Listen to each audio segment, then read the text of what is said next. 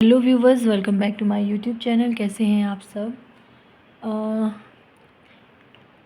आज के वीडियो में हम लोग बात करने वाले हैं गर्भवती की देखभाल के बारे में। तो गर्भवती की देखभाल किस प्रकार से ज़रूरी है, इस बारे में हम जानेंगे। तो चलिए करते हैं वीडियो को शुरू।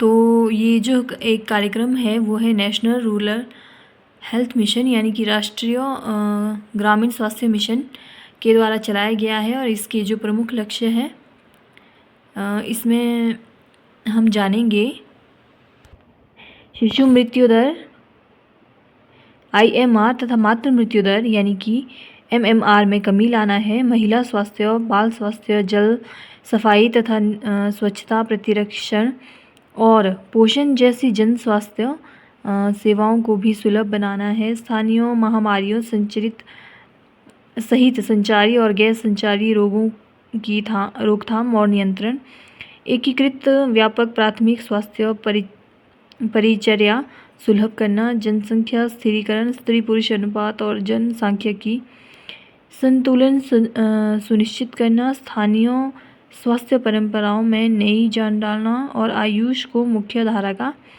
अंग बनाना, स्वस्थ जीवन शैलियों को बढ़ावा देना। तो चलिए करते हैं बात इसमें सबसे पहले गर्भवती महिला की। तो जो गर्भवती महिला है, तो गर्भवती महिला को सर्वप्रथम गर्भावस्था का पता चलते ही जो है अपने स्वास्थ्य केंद्र व आंगनवाड़ी केंद्र में पंजीकरण करवाना अनिवार्य होता है, ताकि सेवाएं जो है समय पर दी जा सके। और उसके बाद गर्भवती की जो है नियमित जांच अनिवार्य है। और पूरे गर्भकाल में कम से कम 3 जांचें अनिवार्य होती है। तो पहली जांच है गर्भ का पता लगते ही, दूसरी जांच है 7वें महीने में और तीसरी जांच है 9वें महीने में। वैसे तो 4 जांचें अनिवार्य है, तो इसके अतिरिक्त आवश्यकता के अनुसार जांच करवाना भी अनिवार्य है, क्योंकि सभी महिलाओं की जो कॉम्प्लिकेशन है वो एक जैसे नहीं होते हैं। तो इसलिए आवश्यकता के अनुसार भी आप जांच करवा सकते हो। तो गर्भवती महिला को गर्भावस्था का पता चलते ही सर्वप्रथम टीके लगवाने चाहिए, जो कि सबसे ज़रूरी है। और गर्भावस्था के प्रारंभ में टिटनेस टॉक्साइड इंजेक्शन 1 दिया जाता है। 1 माह के बाद जो है टिटनेस टॉक्साइड सेकंड इंजेक्शन दिया जाता है, जो कि बूस्टर इंजेक्शन है। और माँ बच्चे की सुरक्षा का सवाल, प्रसव के लिए जाओ अस्पताल। गर्भावस्था में देखरेख, तो रक्त जांच की नियमित जांच करवाएं और 140/90 या उससे अधिक होने पर खतरा होता है। और नेक्स्ट है जी, गर्भवती की नियमित जांच कराएं, जिससे गर्भ के दौरान खतरों को पहचाना जा सके और जो आनुवंशिक विकार हैं उनका पता लगाया जा सके। प्रसव पूर्व 3 जांचें कराएं और टिटनेस का टीका लगवाएं। गर्भावस्था में दोपहर के समय 2 से 3 घंटे जो है आराम करना है। और खाने की जो थाली है वो होनी चाहिए कलरफुल, यानी कि उसमें सभी तरह के पोषक तत्व अनिवार्य जो हैं वो होने चाहिए। तो यहाँ पे इस डायग्राम की वजह से मैं आपको दिखा पा रही हूँ कि यहाँ पे जो है सभी चीज़ें इंक्लूड की गई हैं, जिसमें कि फल, सब्जियाँ और हरे पत्तेदार सब्जियाँ, दूध, अंडे। अगर कोई मांसाहारी है तो वो मांस और मच्छी का सेवन भी कर सकता है। दूध भी अनिवार्य है और दूध से बने उत्पाद का भी आप सेवन कर सकते हो, वो भी बहुत हेल्दी होते हैं। और इसके अलावा जो हमारे लोकल अनाज है, मोटे अनाज, उनका सेवन भी जो है आप कर सकते हो। तो सामान्य से ज़्यादा और अधिक बार भोजन लें, क्योंकि बार बार जो है आपको भूख लगेगी और सामान्य से अधिक बार आपको जो है भोजन करना है। गर्भस्थ शिशु की सेहत का आधार माँ द्वारा लिया गया पौष्टिक आहार। और इस समय के दौरान सबसे अनिवार्य है महिला के द्वारा वज़न लेना, यानी कि महिला का जो है अपना वज़न जो है करवाना चाहिए। पूरे काल में जो है 10 से 12 किलो तक वज़न बढ़ता है। पहले 3 माह में आधा किलो हर माह में बढ़ेगा, दूसरे 3 माह में आधा किलो हर 15 दिन में बढ़ता है, और तीसरे माह में यानी कि थर्ड ट्राइमेस्टर में तीसरी तिमाही में आधा किलो हर 7 दिन में बढ़ता है। माँ बच्चे की सुरक्षा का सवाल, प्रसव के लिए जाओ अस्पताल। तो जो फर्स्ट, सेकंड और थर्ड ट्राइमेस्टर है, यानी कि प्रथम तिमाही, दूसरी तिमाही और तीसरी तिमाही, तो इस दौरान जो है वज़न करना बहुत अनिवार्य है। साफ़ सफाई अपनाएं, स्वस्थ रहें। तो साफ़ सफाई भी अनिवार्य है, क्योंकि ऐसे में जो है आप जो कुछ भी खाते हैं वो आपके हाथों के द्वारा आपके मुंह में खाने के साथ डायरेक्ट आपके पेट में चला जाता है। तो इसलिए आपको नियमित रूप से नाखून काटने हैं, शौच के बाद हाथ साबुन से धोने हैं और खाना खाने से पहले साबुन या राख से हाथ धोएं। वैसे तो अब हैंड वॉश है तो आप उसका यूज़ कर सकते हो। तो बीमारी से बचने के लिए घर के आसपास साफ़ सफाई बनाए रखें। तो गर्भावस्था में जो खतरे के सूचक हैं वो भी आपको बताएंगे। तो चेहरे व हाथ पैरों में सूजन बढ़ना, खून की कमी, बेहोशी, सांस फूलना तथा कमज़ोरी महसूस करना, और लगातार सिर में तेज़ दर्द, अधिक मोटापा और रक्तचाप जो है 140 से 90 या इससे अधिक होना, बहुत छोटा कद और योनि से खून आना और गर्भ का हिलना ढुलना बंद होना। माँ की सुरक्षा का सवाल है, प्रसव के लिए जाओ अस्पताल। तो ये सब जो है खतरे के निशान हैं और इससे जो है आपको बचना है। तो आपको अपना ध्यान रखना है, विशेष ध्यान रखना है। तो यदि आप खतरों की जल्दी पहचान करते हो तो आप समय से जो है हॉस्पिटल जाके अपनी ट्रीटमेंट करवा सकते हो। तो गर्भावस्था में पहला है हाथ तथा चेहरे पर सूजन, सिर दर्द, और दूसरा है दौरे व बेहोशी आना, और तीसरा है खून बहना तथा खून की कमी, पानी गिरना, 18 वर्ष से पहले गर्भ, पहले हुआ गर्भपात, उच्च रक्तचाप, गर्भ का हिलना ढुलना बंद होना, पहले सिजेरियन ऑपरेशन और पहले मृत शिशु का जन्म।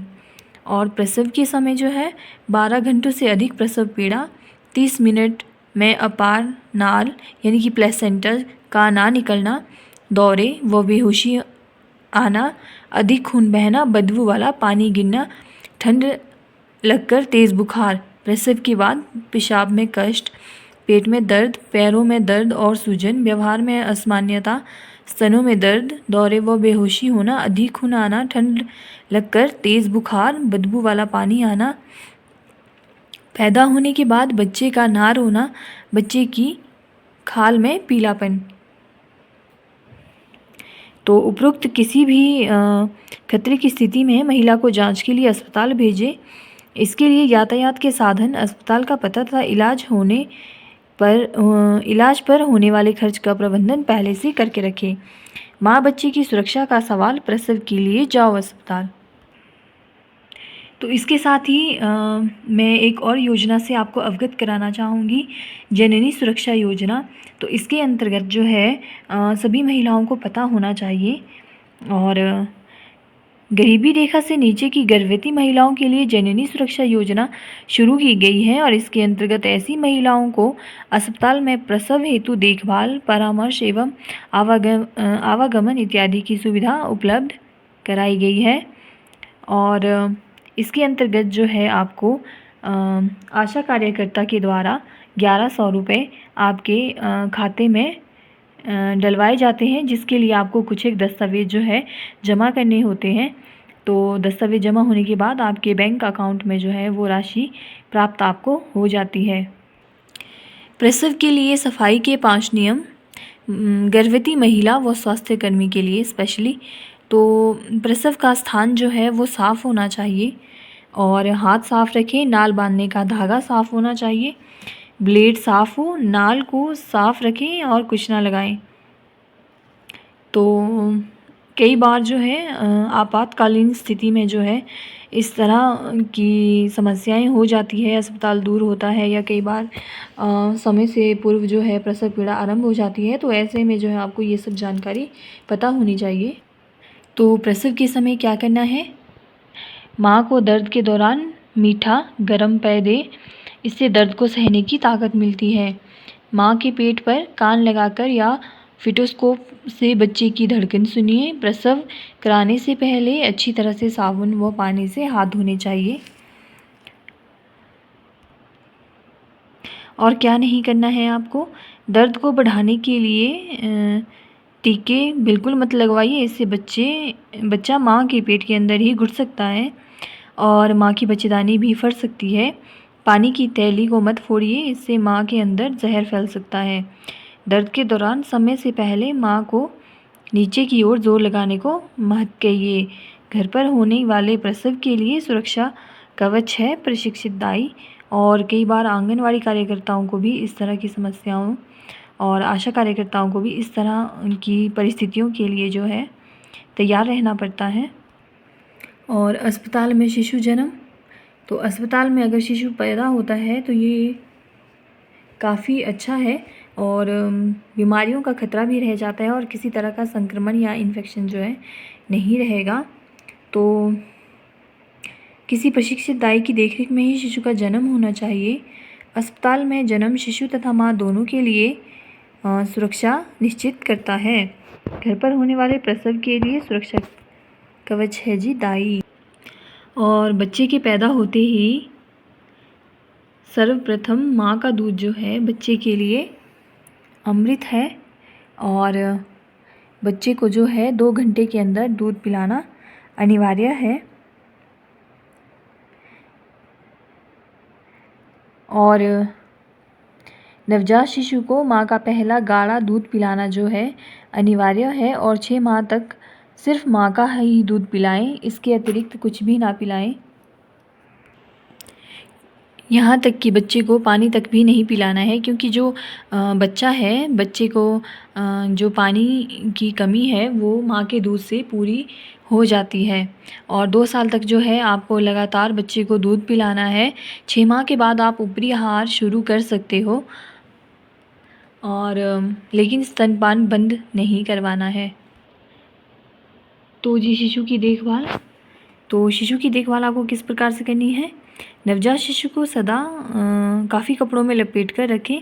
नवजात शिशु को 1 सप्ताह तक ना नहलाएं। जैसे ही शिशु का जन्म हो उसे सूती कपड़े से पोंछें। प्रसव के पश्चात सिर की खाल को तेज़ी से सुखाएं। प्रसव के तुरंत बाद बच्चे को स्तनपान कराएं। शिशु को हवा के झोंकों से बचाएं और उसे पंखे के नीचे और कूलर के सामने आपको नहीं रखना है। और खतरे के जो निशान हैं, दूध ना पीना, अधिक नींद आना, छूने से ठंडा, उच्च ज्वर यानी कि बुखार, सांस लेने में कठिनाई अथवा तेज़ी से सांस चलना, अंदर उदर फूलना, मरोड़, लगातार उल्टी आना, चमड़ी का पीलापन यानी कि पीलिया। यदि कोई खतरे के लक्षण दिखाई दे तो तत्काल शिशु को स्वास्थ्य केंद्र में ले जाएं। नवजात है कोमल, रखो उसका ख्याल, सर्दी और संक्रमण से ना होने दो बेहाल। तो जी दस्त से बचाव, आपको दस्त से बचाव करना है। तो बच्चे को अगर दस्त हो जाते हैं तो आपको दस्त के शुरू होते ही बच्चे को जितना हो सके जितना मतलब हो सके आपको जो है ORS उतना तरल पदार्थ जैसे कि दाल का पानी, नारियल का पानी, नमकीन, लस्सी या ORS का घोल पिलाना है। और जितनी बार आपको आपका बच्चा दस्त करता है उतनी बार जो है आपको बच्चे को ORS वाला पानी पिलाना है। और आपको स्तनपान बंद नहीं करवाना है। 6 महीने से कम उम्र के बच्चों को केवल माँ का दूध ही पिलाएं और अतिसार हो तो ORS भी पिलाएं। तो आज की वीडियो में सिर्फ इतना ही। मिलते हैं नेक्स्ट वीडियो में नई जानकारी के साथ। तो like, share and subscribe. Thank you so much for watching.